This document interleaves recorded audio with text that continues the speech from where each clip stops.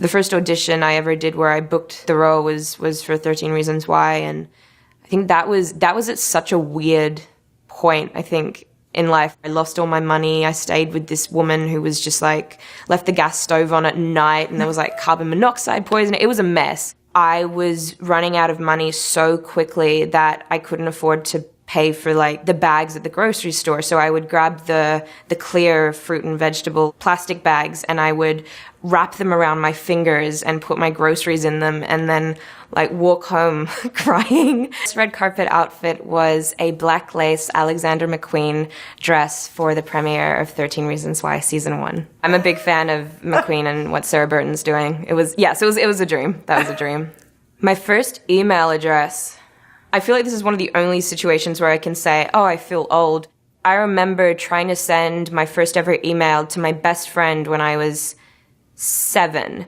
And I remember I had her on the phone, landline, and I had to get my mom involved because we had to plug the computer in to connect it to the Wi-Fi, like the internet, so that we could send an email. Dial up. Yeah, it was magic. Now it's just like, send an email.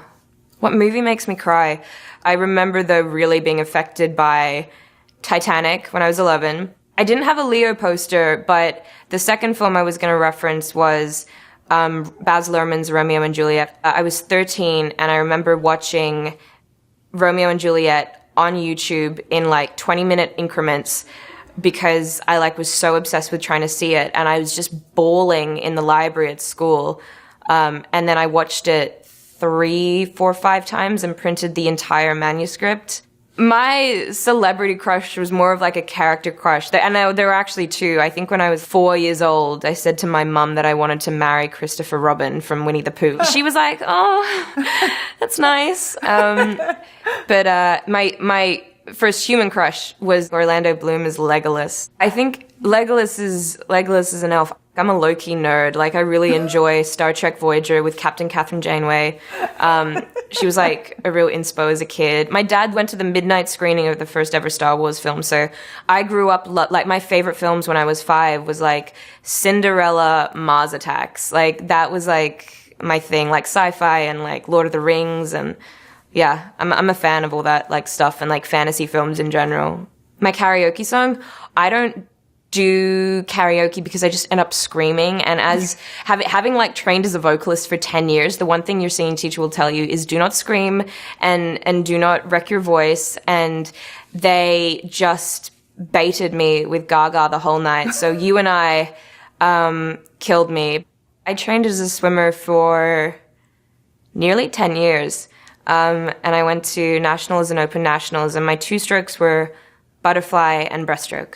I always had my hair long. I had to fold it to put into a swim cap, but yeah, I always kept it long. There are a lot of things I think that come with swimming that I miss. I was training at quite an elite level, and I think that I had to stop because I just, I ended up at like a gifted and talented school and doing schoolwork and doing music, and it was like too much to do altogether. And I miss it sometimes, but I think for me, like, I haven't been in a pool for like probably like years because I trained so hard as a swimmer. I miss the camaraderie of being in a group or in a squad where you're all going through something together and you're all trying to achieve the same thing. Like, I love that, and I kind of miss it. I'd like to think I have a lot of secret skills or skills I haven't showcased yet. I'm hypermobile, so I've always been able to like do the splits or like bring my foot over and like touch my head. But hang on, like I can like... that will look weird. Can we edit it out if it looks really bad? Yes, we can. So this is like, I'm on a stool, by the way, so okay. Like I don't want to like lean back. And it's harder when you're standing, but like... That's good enough. It's like, yeah. Perfect.